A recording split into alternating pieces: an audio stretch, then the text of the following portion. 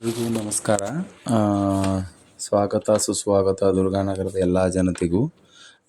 ಈ ಮೂಲಕ ನಾನು ಏನು ಹೇಳೋಕ್ಕೆ ಇಷ್ಟಪಡ್ತಾ ಇದ್ದೀನಿ ಅಂದರೆ, ದುರ್ಗಾನಗರದಲ್ಲಿರುವಂಥ ಶ್ರೀ ಮಾರುತಿ ದೇವಸ್ಥಾನದ ಅಫಿಷಿಯಲ್ ಯೂಟ್ಯೂಬ್ ಚಾನಲನ್ನು ಕ್ರಿಯೇಟ್ ಮಾಡಿದ್ದೀವಿ. ದಯವಿಟ್ಟು ಎಲ್ಲ ದುರ್ಗಾನಗರದ ಸಮಸ್ತ ನಾಗರಿಕರು ಮನೆಯಲ್ಲಿ ಎಷ್ಟು ಮೊಬೈಲ್ಸ್ ಇರ್ತಾವೋ ಅಷ್ಟೂ ಮೊಬೈಲಲ್ಲಿ ದಯವಿಟ್ಟು ಈ ಚಾನಲ್ನ ಸಬ್ಸ್ಕ್ರೈಬ್ ಮಾಡಿ, ಬೆಲ್ ಐಕನ್ ಒತ್ತಿ ಆಲ್ ಅಂತ ಸೆಲೆಕ್ಟ್ ಮಾಡ್ಕೊಳ್ಳಿ. ಜೊತೆಗೆ ಜೈ ಶ್ರೀರಾಮ್ ಅಂತ ಮೆಸೇಜ್ ಹಾಕೋದನ್ನು ಮಾತ್ರ ಮರಿಬೇಡಿ. ಒಂದು ಎರಡನೇದ್ದು, ಇವಾಗ ನಾವು ಈ ಚಾನಲ್ ಕ್ರಿಯೇಟ್ ಮಾಡೋದಕ್ಕೆ ಮುಖ್ಯ ಕಾರಣ ಏನು ಅಂತಂದರೆ, ನಾವು ದೇಣಿಗೆ ತಗೊಳಕ್ಕಂಥ ಏರಿಯಾದಲ್ಲಿ ಓಡಾಡುವಾಗ ಸುಮಾರು ಜನ ಏನು ಹೇಳಿದ್ರು ಅಂದರೆ, ದೇವಸ್ಥಾನದಲ್ಲಿ ಏನೇ ಕಾರ್ಯಕ್ರಮಗಳು ನಡೆದ್ರು, ಪೂಜೆ ಪುನಸ್ಕಾರ ನಡೆದ್ರು ನಮಗೇನೂ ಗೊತ್ತಾಗ್ತಾ ಇಲ್ಲ, ಏನೂ ತಿಳಿತಾ ಇಲ್ಲ ಅಂತ ಹೇಳ್ತಾ ಇದ್ದರು. ಆದರೆ ಈ ಚಾನಲ್ ಮುಖಾಂತರ ಇನ್ನು ಮುಂದೆ ಎಲ್ಲರಿಗೂ, ಪ್ರತಿಯೊಬ್ಬರಿಗೂ ಅಂದರೆ ಬರುವಂಥವ್ರಿಗೂ ಅಥವಾ ಮನೇಲಿ ಕೂತಿರುವಂಥವ್ರು, ಓಡಾಡೋಕ್ಕಾಗದೇ ಇರುವಂಥವ್ರು ಅವ್ರಿಗೂ ಸಹ ಇಲ್ಲಿಂದ ಇನ್ನು ಮುಂದೆ ಯಾವುದೇ ಥರದ ದೇವಸ್ಥಾನದಲ್ಲಿ ನಡೆಯುವಂಥ ಕಾರ್ಯಕ್ರಮಗಳನ್ನ ವೀಕ್ಷಣೆ ಮಾಡ್ಬೋದು ಮನೆಯಲ್ಲೇ ಕೂತು. ಯಾಕಂತಂದರೆ ಅದಕ್ಕಾಗಿ ನಾನು ಒಂದು ಯೂಟ್ಯೂಬ್ ಚಾನಲ್ನ ಕ್ರಿಯೇಟ್ ಮಾಡಿದ್ದೀನಿ. ದಯವಿಟ್ಟು ಎಲ್ಲರೂ ಈ ಚಾನಲ್ನ ಸಬ್ಸ್ಕ್ರೈಬ್ ಮಾಡಿ ಮರಿಬೇಡಿ.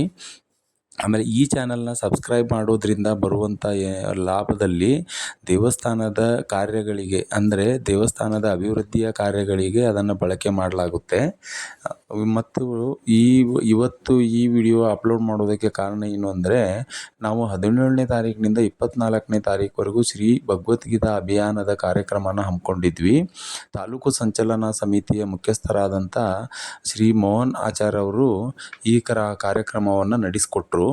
ಅವರು ಹೇಳ್ಕೊಟ್ಟಂಗೆ ನಮ್ಮ ನಾಗರಿಕರಾಗಲಿ ಅಥವಾ ಮಕ್ಕಳಾಗಲಿ ಅಥವಾ ಮಹಿಳಾ ಮಂಡಳದ ಸದಸ್ಯರಾಗಲಿ ಎಲ್ಲರೂ ಶ್ಲೋಕ ಪಾರಾಯಣ 8 ದಿನಗಳ ಕಾಲ ಪ್ರತಿದಿನ ಸಾಯಂಕಾಲ 6 ಗಂಟೆಯಿಂದ 6:30 ತನಕ ಪಾರಾಯಣ ಮಾಡಿ ಮಂಗಳಾರತಿ ಮುಗಿಸ್ಕೊಂಡು ಪ್ರಸಾದ ತಗೊಂಡು ಮನೆಗೆ ಹೋಗ್ತಿದ್ರು.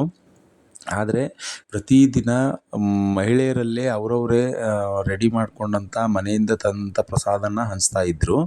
ಅವರಿಗೂ ಆಮೇಲೆ ಅಭಿಯಾನದಲ್ಲಿ ಚೆನ್ನಾಗಿ ಪಾಲ್ಗೊಂಡು ಮಹಿಳೆಯರಾಗಲಿ, ಗಂಡು ಮಕ್ಕಳಾಗಲಿ, ಹೆಣ್ಮಕ್ಳಾಗಲಿ, ವಯಸ್ಕರಾಗಲಿ ಅಥವಾ ಇಳಿ ವಯಸ್ಸಿನವರಾಗಲಿ, ಚಿಕ್ಕ ಮಕ್ಕಳಾಗಲಿ ಎಲ್ಲರಿಗೂ ತುಂಬು ಹೃದಯದ ಧನ್ಯವಾದಗಳು.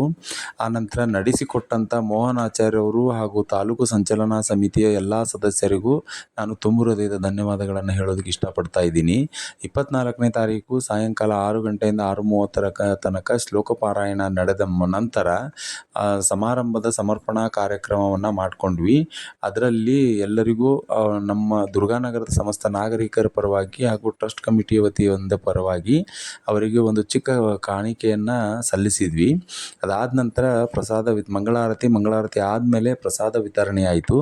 ಪ್ರಸಾದ ವಿತರಣೆ ಆದಮೇಲೆ ಜನ ಎಲ್ಲರೂ ಏನು ಹೇಳೋಕ್ಕೆ ಶುರು ಮಾಡಿದ್ರು ಅಂದರೆ, ಇನ್ನು ಮುಂದೆ ಆದರೂ ಅಟ್ಲೀಸ್ಟ್ ನಮ್ಮ ಗಲ್ಲಿಯಲ್ಲಿ ಈ ಥರದ್ದು ಒಂದು ಕಾರ್ಯಕ್ರಮಗಳು ಆಗಬೇಕು ಅಂತೇಳಿ. ಅದಕ್ಕೆ ನಾವು ಅವ್ರ ಹತ್ರ ರಿಕ್ವೆಸ್ಟ್ ಮಾಡಿಕೊಂಡಾಗ ಪ್ರತಿ ಶನಿವಾರ ಸಾಯಂಕಾಲ 6 ಗಂಟೆಯಿಂದ 6:30 ಅವರು ಬಂದು ಹೇಳ್ಕೊಡ್ತೀನಿ ಅಂತ ಹೇಳಿದ್ದಾರೆ. ಆದರೆ ಅವರು 6 ಗಂಟೆಗೆ ಬರ್ತಾಯಿದ್ರು ಅಥವಾ 6:15 ಬಂದರೂ ನೀವು ಬನ್ನಿ, ಒಂದು 5 ಶ್ಲೋಕ ಹೇಳ್ಕೊಡ್ತಾರೆ, ದಯವಿಟ್ಟು ಕಲ್ತ್ಕೊಂಡು ಅದರ ಲಾಭ ಪಡ್ಕೊಳ್ಳಿ, ಭಗವದ್ಗೀತೆಯ ಭಾವಾರ್ಥ ತಿಳ್ಕೊಳ್ಳಿ ಅಂತ ನಾನು ಈ ಮೂಲಕ ಹೇಳೋದಕ್ಕೆ ಇಷ್ಟಪಡ್ತಾ ಇದ್ದೀನಿ. ನೆಕ್ಸ್ಟ್